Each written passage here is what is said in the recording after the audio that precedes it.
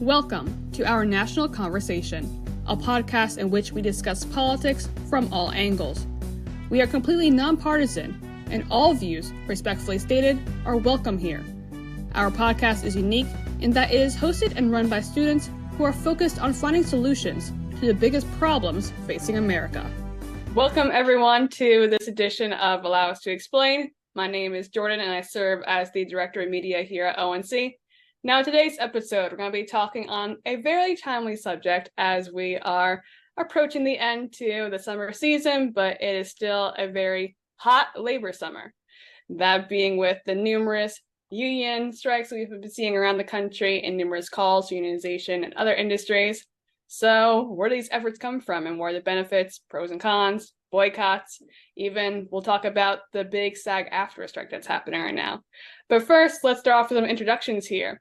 Today, we are joined by ONC's Economic Team Lead, Sabrina, ONC's Governance Team Lead, Devan Peters, ONC's Founder and CEO, Jeff Hall, and special guest, Anna Wilding, who is a filmmaker and member of SAG-AFTRA.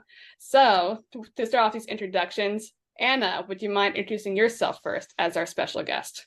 Sure. I'm Anna Wilding. I'm a dual citizen. Been in this country for a long, long time, so I consider it home. I am a director, producer, and actor, so I hire actors, and I work as an actor as well. I also spent 2 years at the White House photographing the Obamas, and have an exhibit, Celebrate Hope, the Obama collection, that's done pretty well and toured a bit, and hopefully will again. And I have about 25 plus years in the business, and I was one of the first involved in co-productions, which is, productions between various countries, and I consult to many industry and private enterprise as well on the film business. Well, no, you have an extensive amount of experience in history and knowledge with this, so we're definitely happy to have you here to kind of share your input into this definitely very timely subject. Lovely to be here. Lovely to be here. Thank you. All right. Now, Sabrina, I'll let you introduce yourself next. Do you mind introducing yourself? Of course. Hi, I'm Sabrina. I'm the economics team lead for the summer 2023 session with ONC. I'm currently studying political science and economics. I am also in the film industry. I started going to film school in early 2022 as a costumer, and I'm on the overflow list for my local IATSE working toward membership. Great. Amazing. Perfect. Devan, do you mind introducing yourself? Of course. I appreciate you guys being with us here today. I'm Devan Peters. I'm the government's team lead. I'm a senior at Florida State University, where I have acquired a bachelor's degree in political science, and I'm attaining my second one currently within sociology. Most of my background is just within socioeconomic analysis on the conditions of the working class and its direct relation to that of the capital owners of said businesses. Hence, this is a very this topic is in great relation to at least where most of my analysis comes in. But either way, I'm happy to be here, and I hope for a great discussion. Great, thank you. And now, Jeff, would you like to introduce yourself and also give our listeners at home a little taste into what ONC is? Great, thank you, Jordan. My name is Jeff Hall. I'm an old newspaper guy going way back. I started at the Kansas City Star. I was there for 10 years. Like Anna, I worked at the White House for a while as something called a White House Fellow. While I was there, I was recruited to join the LA Times. I was there for a couple of years, and then went out on my own and started a little newspaper called the Brentwood News. Everybody knows that newspapers are in severe decline these days. So in recent years, I've been dabbling in some digital ventures. We built a news aggregator called thelatest.com. Never really did well, but the thing about The Latest that people always liked is that we are politically neutral and show all sides. So we decided to build a second website, our nationalconversation.org, that builds on that philosophy. So we show you news from the perspective of Huffington Post on the left, Fox News on the right, CNN in the middle, leftish, New York Times, BBC, Al Jazeera. So you can see news stories in real time, and you can see how different outlets are playing the same story. We do live in an era of media bias, I think, because often when you look at all these stories side by side and compare them, the coverage can be very different. We employ the same philosophy when it comes to our commentators. We have liberal, moderate, and conservative writers. People who appear on our podcast can come from any political background. We actually really enjoy a good debate, and we like getting people talking. In fact, that's our slogan: let's get America talking again. So we're just gearing up. We're building up kind of a war chest here of content, including text, podcasts. We wrote a book called Let's Fix America, but we haven't really promoted ourselves yet because the website wasn't quite ready. We think now it is ready. We're going to try to raise money soon and put ONC on the map. Absolutely. Well, thank you all for being here. And so, as Jeff said, let's have a nice conversation about this. And let's get, America talking when it comes to this conversation. So to get things started, Devan, who is a little bit of one of our historians here at the team, he's kind of done some little research on the history of unions and everything. So Devan, to kind of lay out the foundation of our conversation, do you want to kind of talk about a little brief history on the labor and union when it comes to the American history? Of course. So when it comes into, because one of the topics that we'll definitely get into, and due to Ms. Wilding's background, obviously with SAG-AFTRA in general, when it comes to at least the writers, there's obviously the writers and actors, this has a direct correlation with unions overall, historically speaking. For the past century, actors have been, lobbying for their favor within the workplace and for the conditions to be met from those studios that they work underneath. But in overall, when it comes to labor empowerment, it's been a consistent thing since the dawn of the second industrial revolution. The 20th century, we see a lot of activity in the around the Great Depression due to obviously the economic conditions being of lesser value. And we see a great surge of it once industrialization really takes hold following America's engagement in World War II. The height of it gets to about in the early 50s, and then we see a stark decline around 1955, where most of the business interests, the business roundtable to be specific, in the 1970s, starts to enact policies that dissuade individuals from participating in labor. So we see a lot of this in the Sun Belt specifically. And another big reasoning behind why there was such a dip into labor activity throughout the United States, specifically in the Rust Belt, was due to sectoral shift, where most of the labor activity was obviously offshore because of companies trying to save money, sectoral shifts within the country itself. And then we see at the moment, about around 6% exactly within the private sector being underneath the empowerment of a labor union overall. Contrasted to around the 50s, where about 1/3 of individuals were in a labor union. So that's definitely, as you have said, definitely grown as far as union membership goes. And so let's kind of dive into that some more, just because obviously we are starting to see a lot of calls now for more unionization efforts, not just on the SAG-AFTRA entertainment industry, but we're starting to see it with the auto workers industry. We're starting to see it with Starbucks, especially nowadays. And so there's a lot of benefits to it, such as, providing health insurance, family leave, pensions. There's also the con of having to pay for those benefits, because those can be especially expensive for small business owners or those who just may not be able to actually be able to afford it with whatever salary they're given at the time. So to kind of talk about this some more, I'll let anyone go first with this. What would you say are the major pros and cons when it comes to being a union and unionizing an industry? I think you hit the nail on the head right there, Jordan, when you mentioned that for small businesses, it's hard. And that's one of the things that we're facing in the film industry. And I think the SAG-AFTRA body also doesn't quite account for the fact that for a film to be union, their fringes are incredibly expensive and very, very high for a smaller business or a smaller production. So Hollywood isn't just big studios. There are thousands of other production companies and studios that make up what we call Hollywood, and not all of them are big mega studios. So if you're making a film for, say, under 3 or 5 million, those fringes, union fringes, can add hundreds of thousands to a budget that you may not even just have in a budget. But that goes all the way down to, say, small franchise owners of Starbucks who really, they want to provide all this health insurance, but the cost of doing so to the company, to a small business, can be quite high. And I think there needs to be a reckoning between the insurance companies, maybe, where they need to understand or perhaps even create a situation where small businesses do pay significantly less, maybe. And maybe I'm obviously pro-union in the film industry, but I do think that when it comes to smaller productions, they do need to perhaps look at maybe lowering those fringes, and they do to a certain extent, but then their ask can be quite large. But so I think it's a matter of mitigating all of that and getting the balance right in labor law, really. I mean, and maybe it comes down to regulations from the federal government.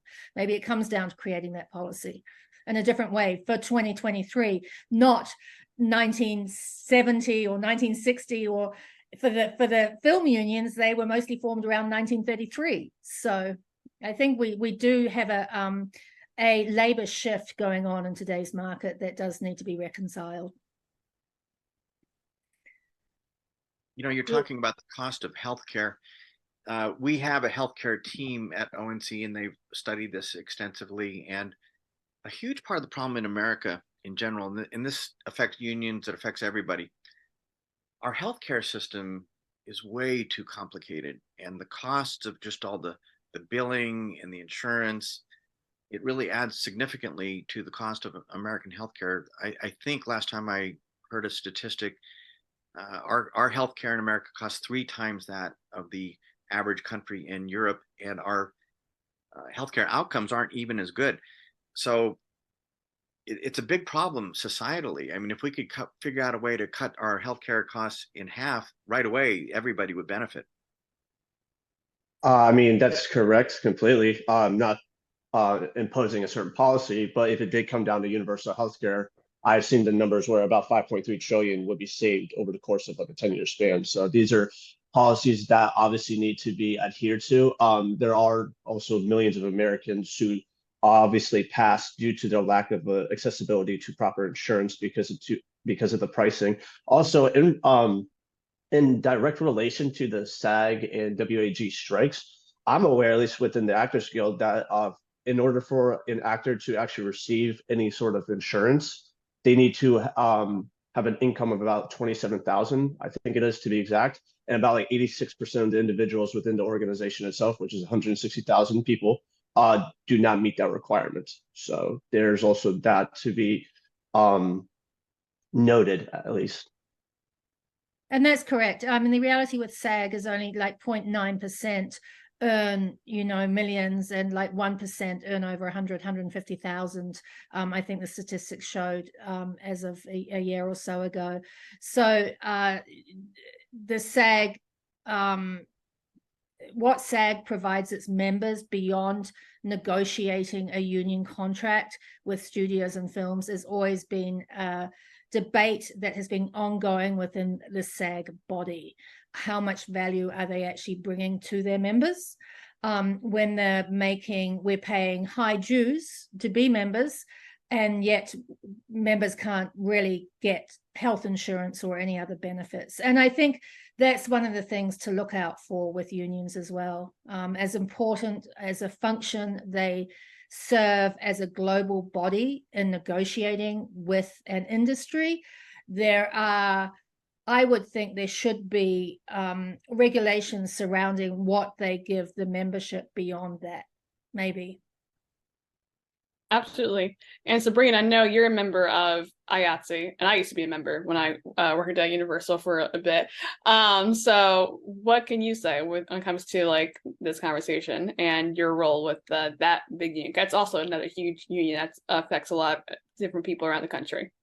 Yeah, so I'm not currently a member. I'm on the overflow list, which means that as such, I still benefit from training, which is another massive benefit for things like for any kind of crew work expanding your knowledge of your own craft or other crafts that you want to work in, along with things such as like on-set firearm safety training. My local offers that because I'm in New Mexico, and following Rust, we needed that training. Um, and on top of that, I think some of the biggest pros, especially for the entertainment industry, as a lot of people know, the entertainment industry is a bit notorious for the abuses of actors and crew.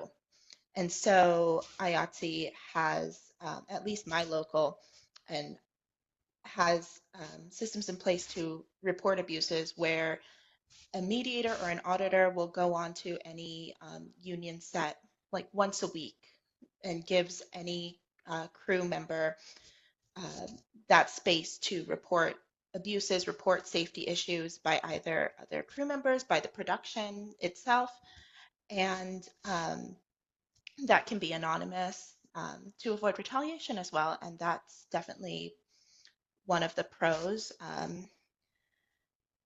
However, it does take a very long time to join a lot of these film unions as well. I understand SAG can be several years in the making to get into the union unless you get lucky. And for IATSE, if you're going through like the overflow list, this year I didn't get calls because of the strikes. But last year I only managed to get a couple calls. I've been in the overflow list for about a year. That's what. So there are. For those of us who don't know, what does IATSE stand for? IATSE is the International Alliance of Theatrical and Stage Employees, I believe. Thank you. And so that's for below the line crew, crew for theater and film. And so each state, some cities, some different branches are like defined as locals. For example, the Animation Guild is actually one of the locals for IATSE, but it's never referred to as such. And I should say, you know, SAG-AFTRA also brought in those laws about harassment on set through the SAG-AFTRA Foundation, which is a separate body. They offer screenings, Q&As, and voiceover training for members who want it. The wait lists are usually very, very long. But I will say, when it comes to the film industry, the biggest systemic industry is, as you're saying, the exploitations of actors and workers. Is a lot of this stuff that happens outside of that specific production. So whereas SAG and IATSE can answer to a specific production when it's shooting, they can't answer to all the meetings and everything that happens before pre-production that goes on. And a lot of what happens, unfortunately, happens before a production actually goes into production. And I think that's one of the things that many don't understand about the film industry. We don't work in a business where a product's just made and you put it on a factory thing and it churns around and then it pops out. It can take, I mean, Forrest Gump took 12 years to get off the ground. A lot of highly creative projects will take a year or two to get off the ground. And so it's also everything that happens that is systemic on the way into actually being part of that formal production where the issues lie as well. So all the unions are doing a great job trying to protect workers' rights, creative workers' rights. That's obviously the way the unions were formed, especially under the oppressive studio system that happened in 1933. But now we have this new decade where for the last 10 years, creative workers are just being stood on left, right, and center. We're not seeing residuals. There's the question of AI. People are being asked to work for less and less and less. I was offered a series a year ago or something, and the rate was the same as a series I did 20 years ago. I mean, the industry has just not adjusted for inflation. I mean, the top A+ list actors, and I'm talking about 10, 20 people here who can command 20 million. It's great for them, and the strikes are actually going to benefit them quite well, right? And this monopoly has been performed between a small handful of the top agents, the streamers, and a small handful of the top A+ list actors. And hence we see in the streamers the same actors over and over and over again. And they've got the same agents, and they're in bed with the same streamers. And it's created this monopoly that wasn't around so much 20 years ago. 20 years ago in the 90s, 10, 15 years ago, with I was called Queen of the Independents, when the studios had to set up Fox Searchlight, Paramount Screen Gems, Sony Picture Classics, to take on the fact that we were all making films that were doing well at the box office. So they're like, okay, there's money in these fine art films, or these intelligent films, or these entertaining, edgy films. We better set up a studio division that specifically handles this new crop of creatives coming through. And that created a wonderful multi-vertical film industry where you could come in at different points of the film industry. But now we're down to this monopoly, which is really just about a few people and a few streamers, and everyone else is seeing huge diminishing returns, if any returns, to their bottom line. And they've kind of, that top tier group have shut the door, even on their own colleagues who may have been in that 100 or 200 or 300, where I was definitely had the same agents. But this small group of 20, 30, 40, 50 people have really formed this monopoly, either with awareness or without awareness. And it's made it really hard for everyone else to profit or even survive off the system that exists right now, especially with the streamers not paying the residuals. So really, we're looking at a situation right now where Hollywood needs to be broken in a way so that more opportunities arise for everyone. It's always going to be a competitive business. You either have talent or you don't, and things like that, and you could persevere or something like that. It's always going to be competitive. You can't put everyone on the stage. They're not all going to flourish. But at the moment, the opportunity is not even there. And that we have to create that opportunity again and open up those doors yet again. And the strike may do that, but I think with the monopolies forming now, the Writers Guild, now there's reports that Disney, Amazon, and Netflix are basically creating an even larger monopoly.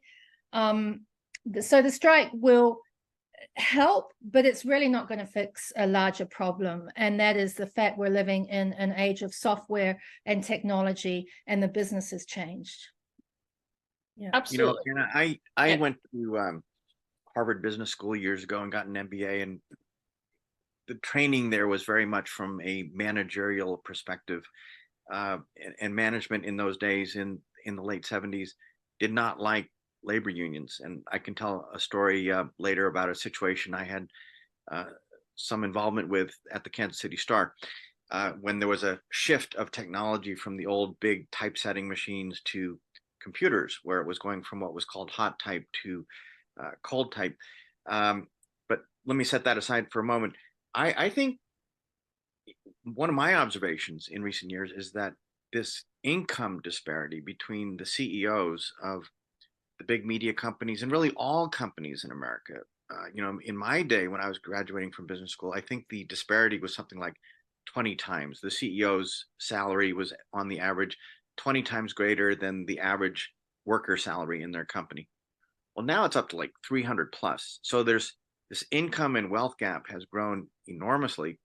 You know, as I was listening to you, I Googled Bob Iger to see what his current salary is. It's $27 billion a year, and then you get stock options and all the good stuff.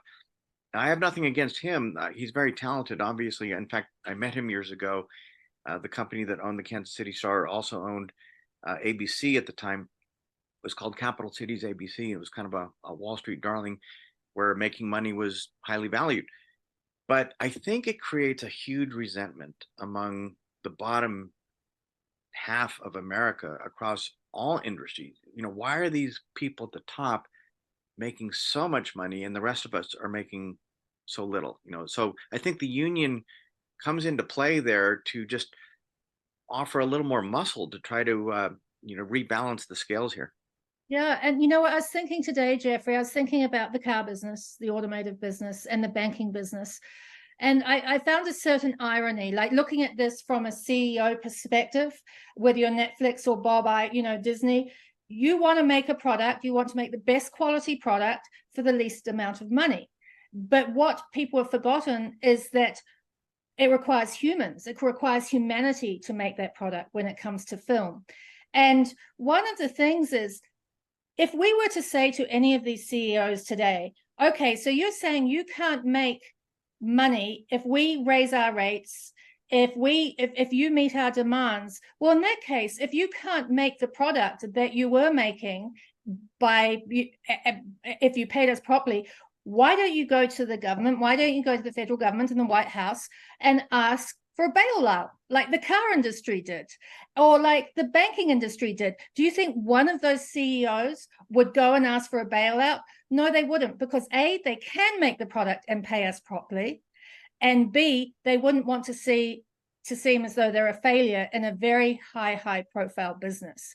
And again, I think it comes down to regulation. I think maybe we do need to put some regulation and guardrails up around these CEOs' salaries, Jeffrey. And you made a good point. It was 20 times 20 years ago. Well, why aren't there guardrails or policies set up that they can't go beyond a 30 times threshold or something like that, from what the company profits are?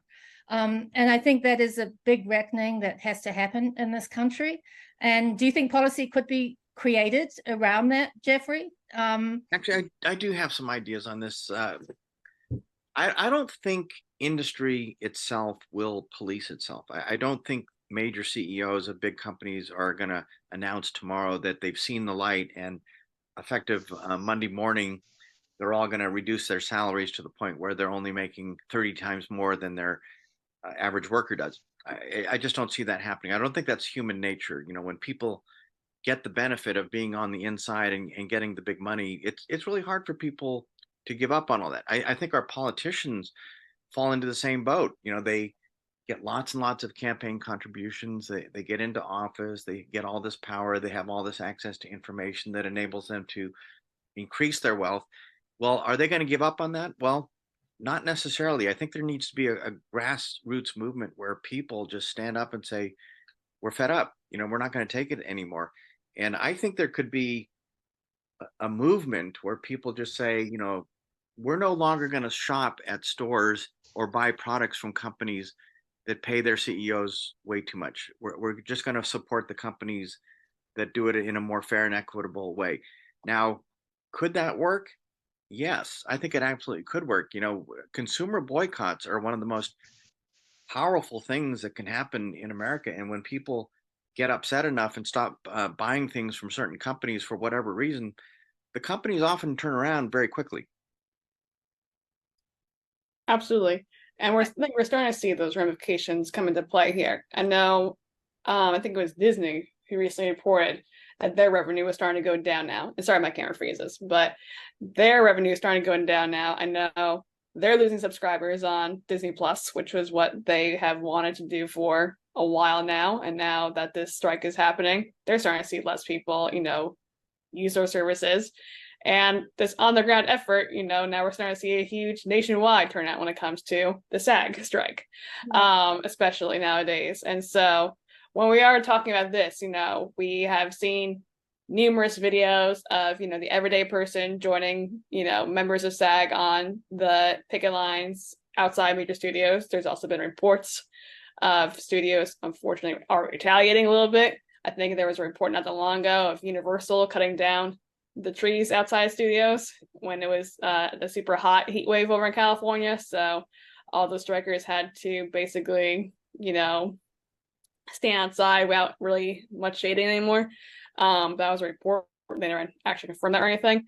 But Anna, as a member of SAG and as someone who's been involved in this, I don't know how much you can really speak on it too much, but what are we seeing, or what are you seeing when it comes to how this discussion is moving so far? And do you see that there could be some sort of resolution coming soon or coming at all? I think the SAG is going to take a bit longer for the issues of fringes, for the issues that the body itself is divided. SAG itself has its own in-house elections coming up. I was in a Zoom for a couple of hours the other day, and I think the body 95% or 97% agrees with the strike, but there's a lot of issues and miscommunication and misunderstanding within the body about what it's about. And I think their negotiators are good, but I think the Writers Guild negotiators are stronger. I think SAG, to come to a resolution, is really going to need a mediator. The problem with the SAG body is there's not a lot of people who have production experience as well.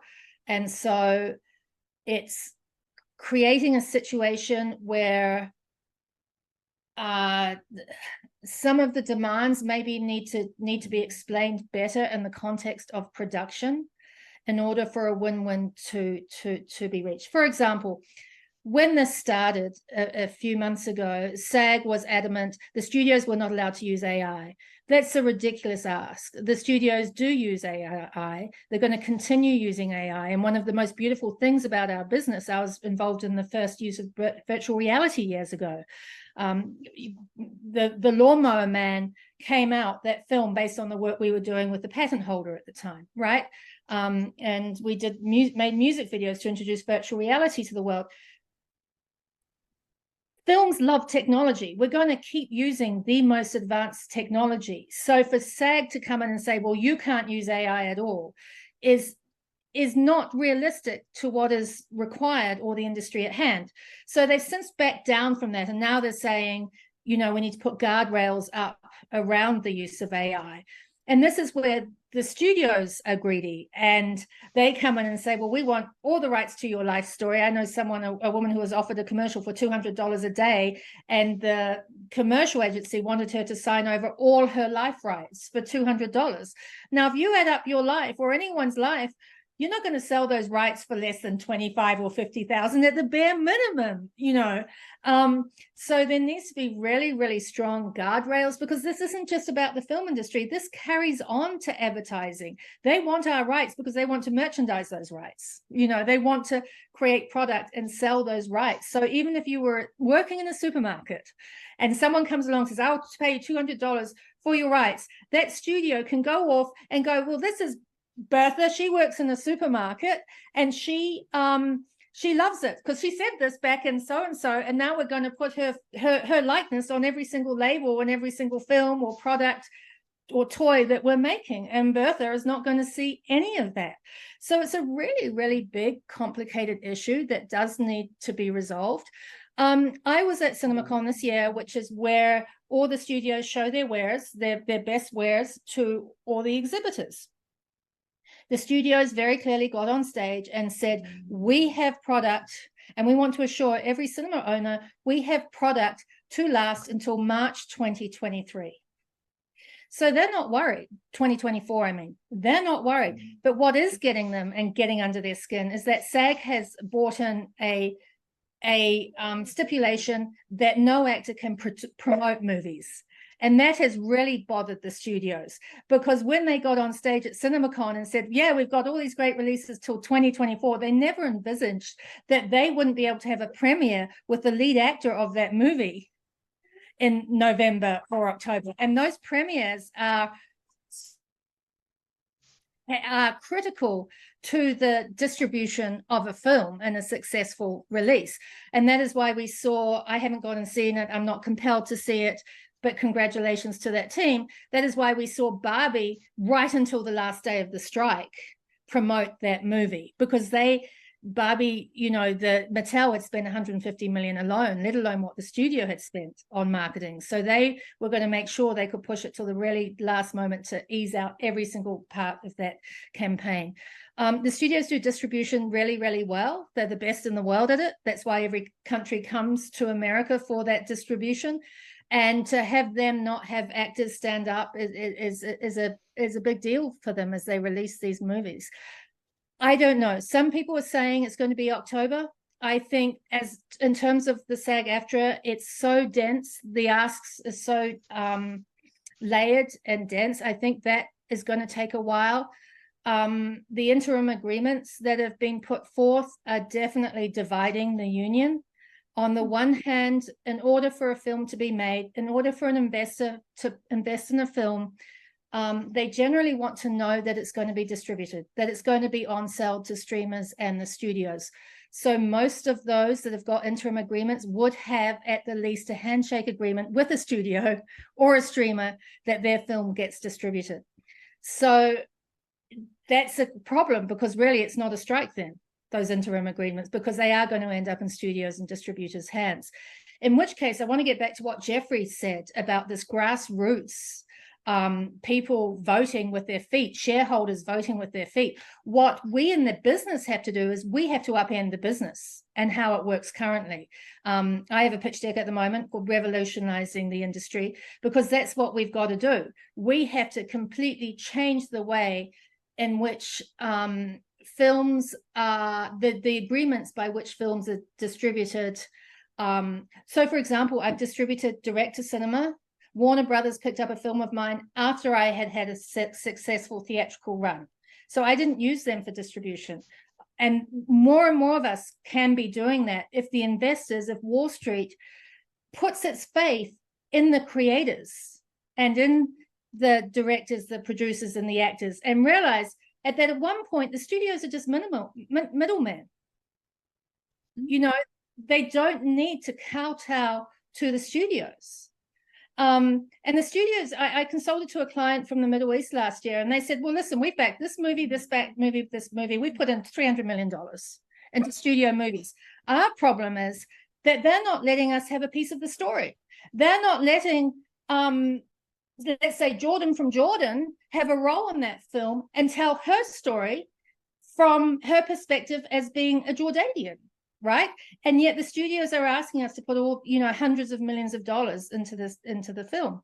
So there's a big reckoning worldwide. And I think the studios are going to realize, to Jeffrey's point, that as more and more people become aware about the process of filmmaking and what is actually important to a film, which are the creators, the directors, the producers, the writers, and the creators, that the studios are only a part of it, and if cinema owners, the theatrical exhibitors, are willing to show our films without a studio attached, which they are, look at Sound of Freedom.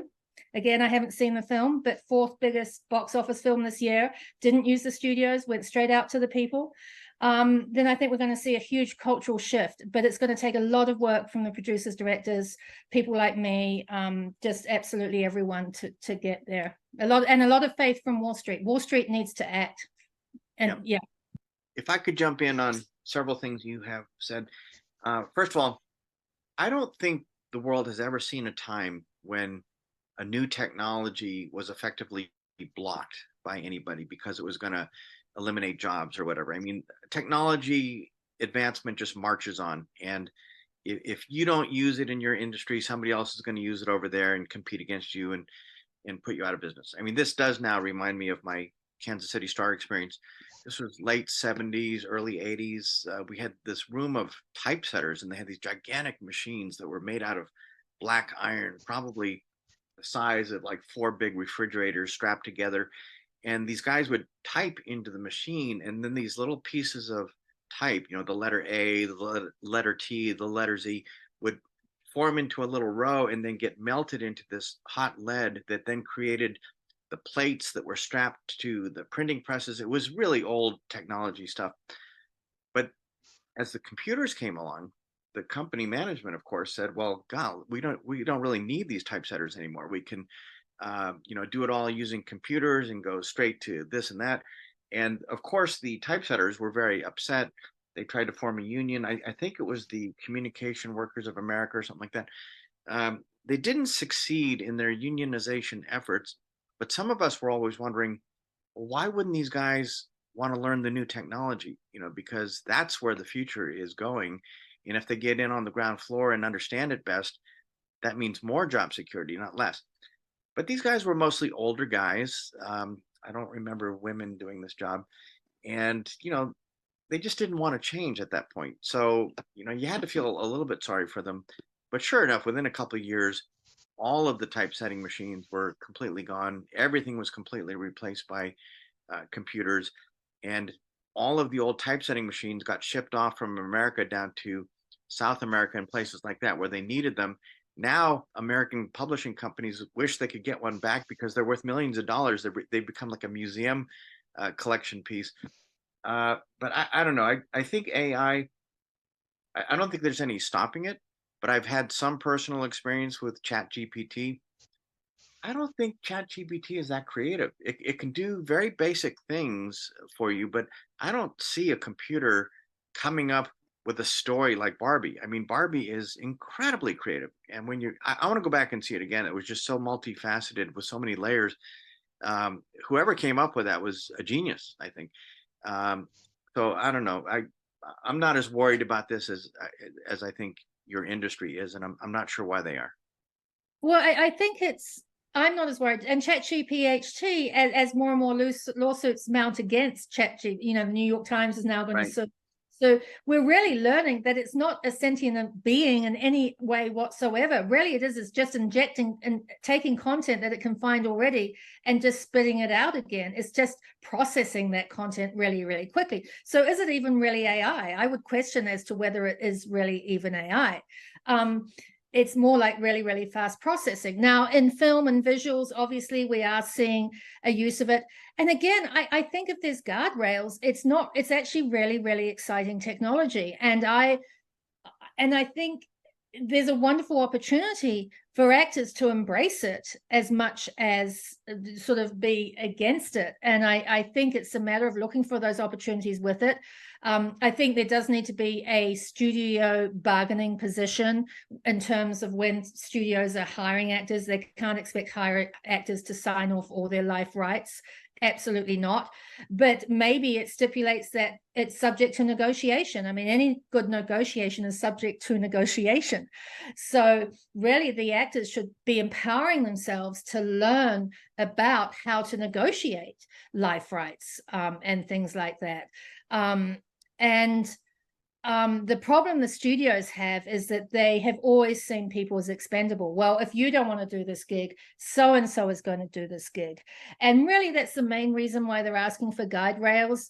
Guardrails is that ability for the studio to treat everyone as dispensable in some way and not value that person's contribution. Again, from a CEO perspective, they want to make great quality content for as little as possible, but it takes human creativity to make that content with some AI now as well. So, and maybe they're not going to make as nuanced any kind of film. I mean, look at Mamma Mia. I mean, I love to talk about Mamma Mia, what an original, fresh movie that was as well. I mean, out of Africa, it doesn't matter what it is. There's all these incredible films that the human spirit has to be involved in. They can't replicate the human spirit in an organic, authentic way. And I actually almost think there might be a whole new genre born of, well, this film is made by AI. So if you want to go and see that AI film in theaters, go and see it. But this is the human film, right? This is the film we made. And I think there's a wonderful opportunity to create a new genre that's completely separate rather than, and then as that evolves, then create a hybrid genre maybe.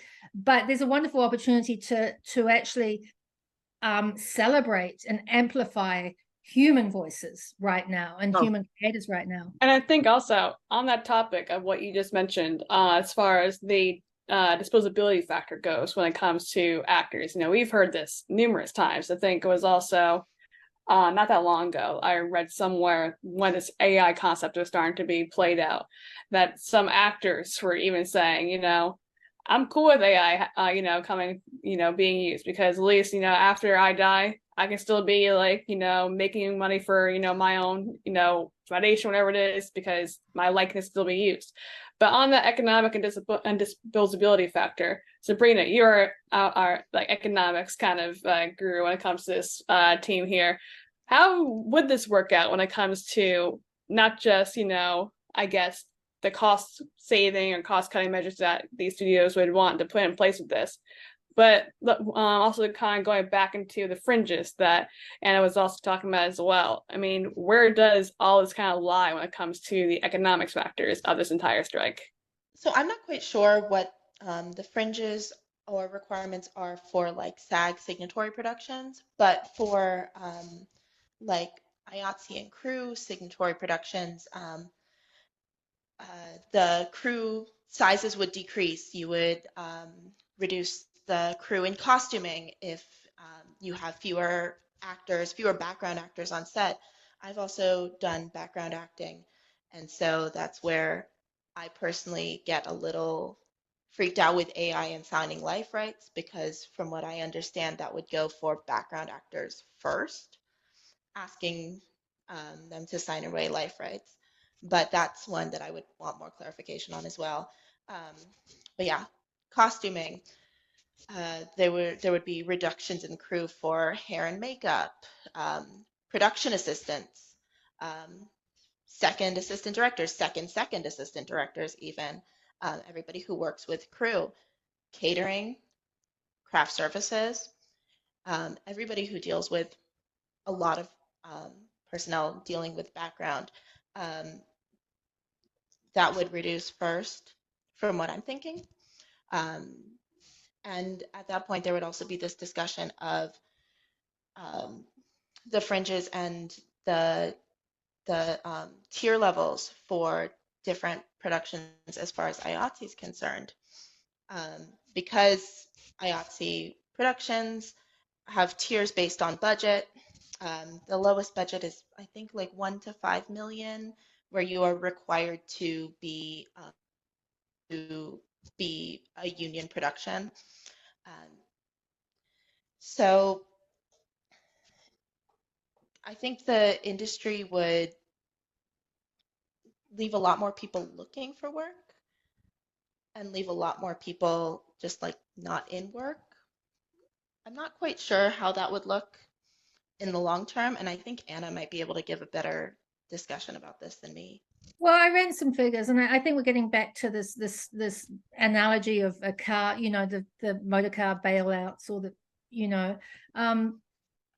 there's 160,000 members of SAG. There's 11,500 members of the Writers Guild.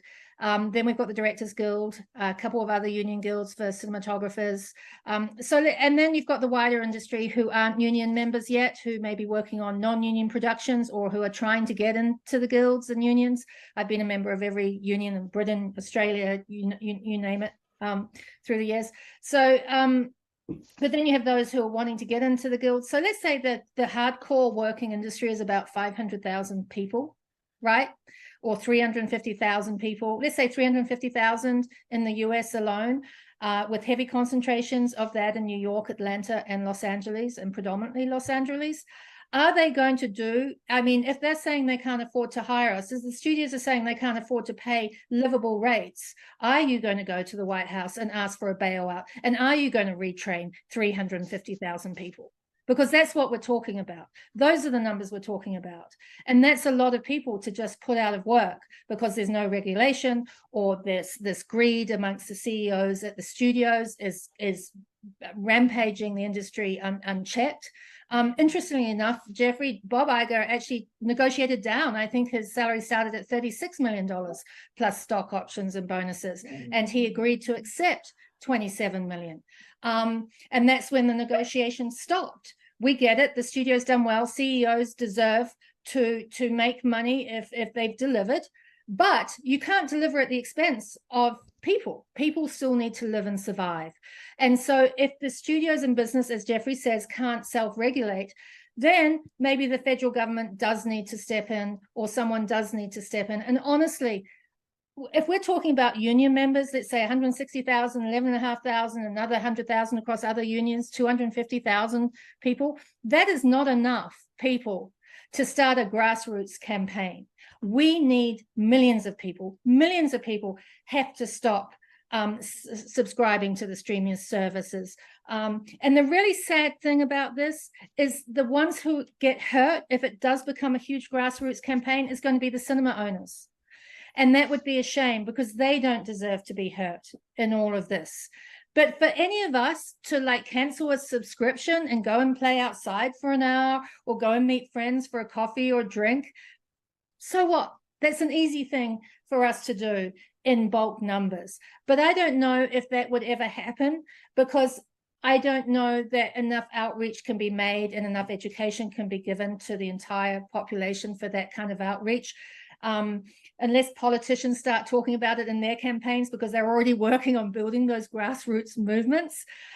It's really tricky, but I don't think amongst the industry body of 250,000 people, union members, let's say, that is enough to start a huge groundswell amongst the public, and more importantly, VC firms and Wall Street. And I just have to touch on diversity here.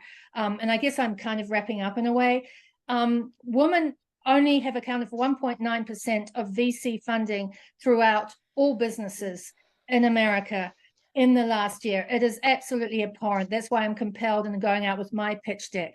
And we're talking about real money, you know, and that is something that also is happening in the film industry and has been happening for some time. There's only 2 female executive CEOs of all the studios, and that's Donna Langley and Pamela Edley, and it's not enough. And I think, you know, interestingly enough, the studios aren't even speaking to each other. And they should be finding a way to perhaps self-regulate amongst themselves if they care about this business. And at the moment, we're not seeing a care about the business. We're seeing a care about the box office and the cinema exhibitors, but we're not seeing the care required for all the people actually working in that business. And, you know, the cinema chains can't do much. You know, they're struggling to survive as it is. And it's a very complicated situation. But I think they will be resolved. The strikes will be resolved. But I don't know if it's going to be a win-win for everyone. I think there's so many nuances. And again, Hollywood just isn't 6 studios and it isn't just 5 streamers. There's so many other production companies. I know there's a fight to actually remove the word producers out of the AMTP logo right now, because the studio's producers. As producers, we get paid last. For the real hardworking producers who put these films together, we get paid last. So there's a lot of discussioning. I think the studios have to come to a reckoning, and also the creatives have to come to a reckoning as well. Yeah. And I want to get Devan back in the conversation, because I think another point that, you know, Anna has definitely emphasized here when it comes especially to the SAG strike is the need for a third mediator.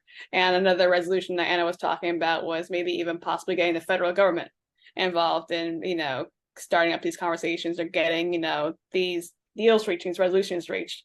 Devan, what do you think about having the government kind of be more involved in this? Like, could it be possible? Could it be done? I know we just saw that recently with Biden calling on the auto workers and the unions there to come up with a solution there. Like, could this be a more extensive thing we see in our country?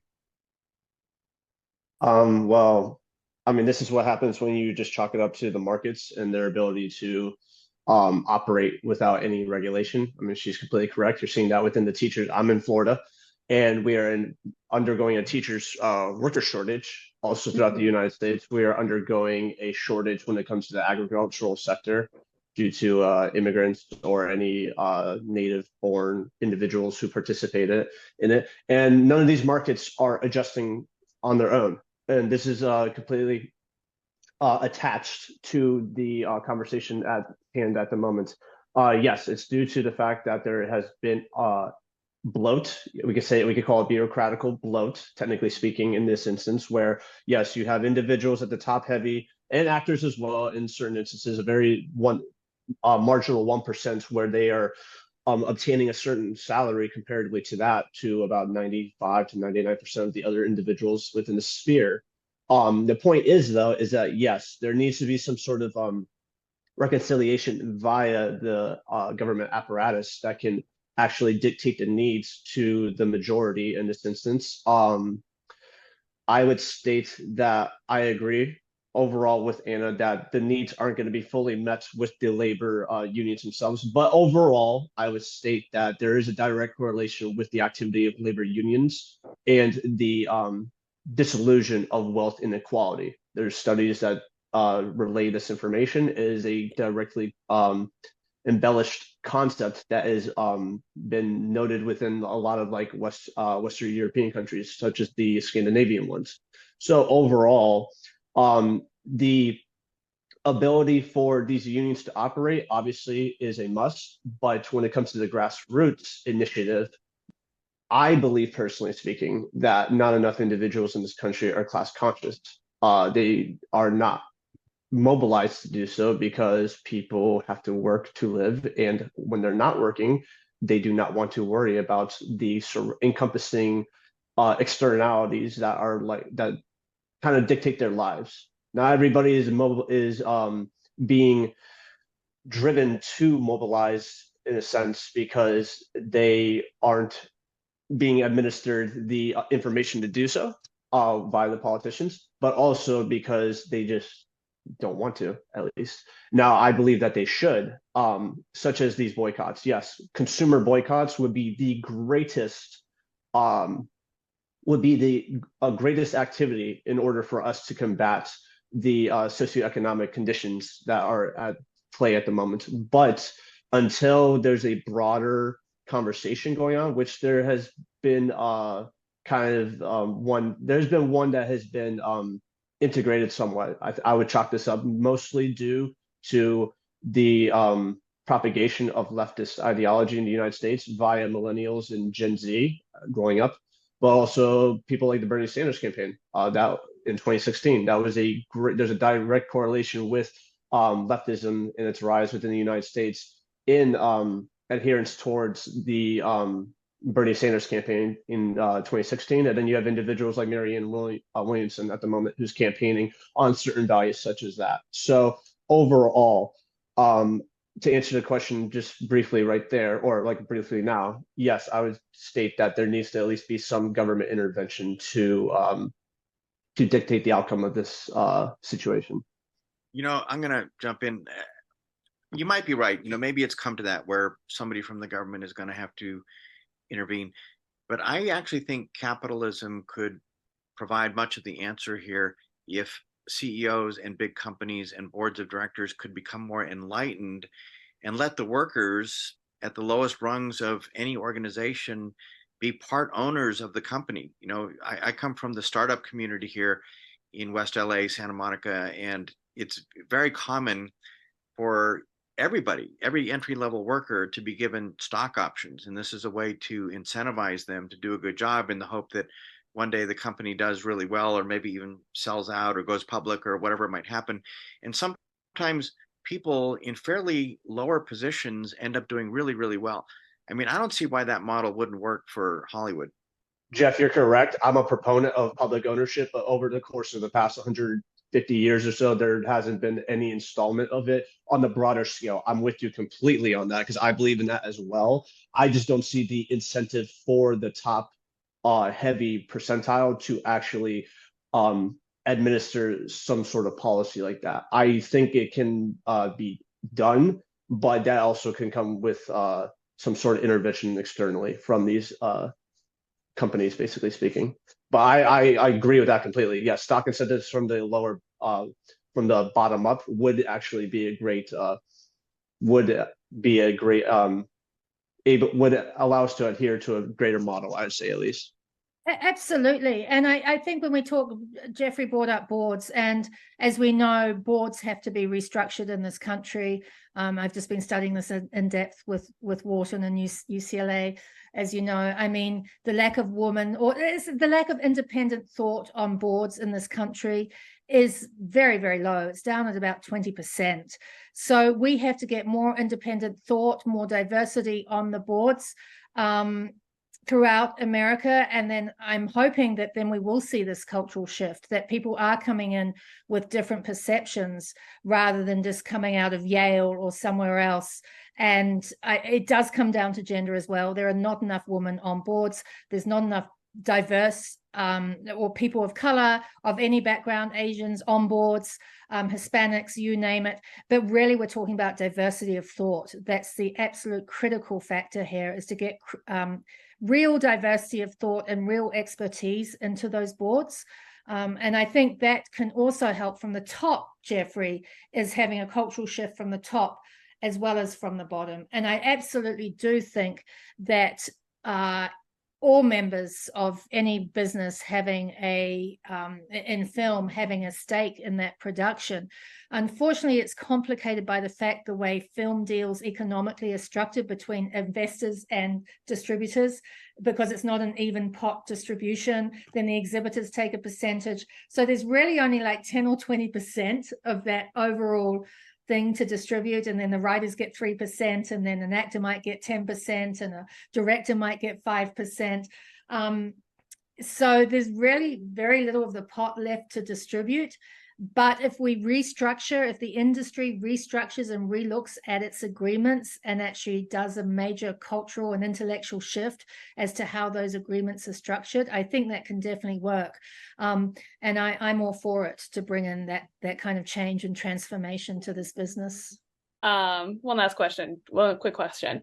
What else is, if anything, because we could talk about labor unions for all day if we want to at this point, but what would you say is something very important to also add to this conversation that maybe we haven't touched upon yet? Just a little light kind of taste as to what you think still needs to be discussed. Anyone can go first. My only one takeaway on this whole conversation about AI is that you're not going to really be able to stop technology. You never can.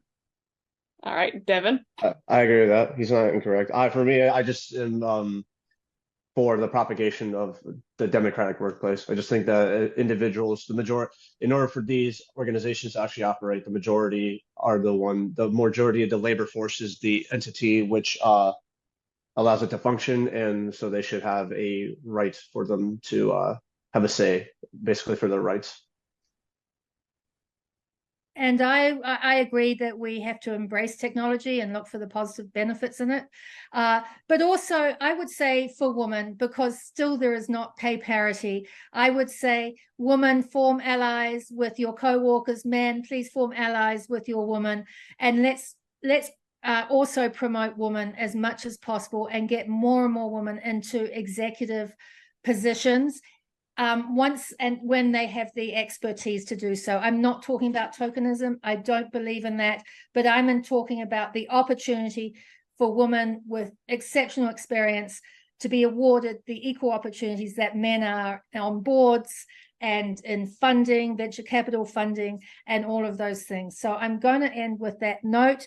But at the end of the day, we all must work together, and we all must bring out the best in everyone and just do the best we can.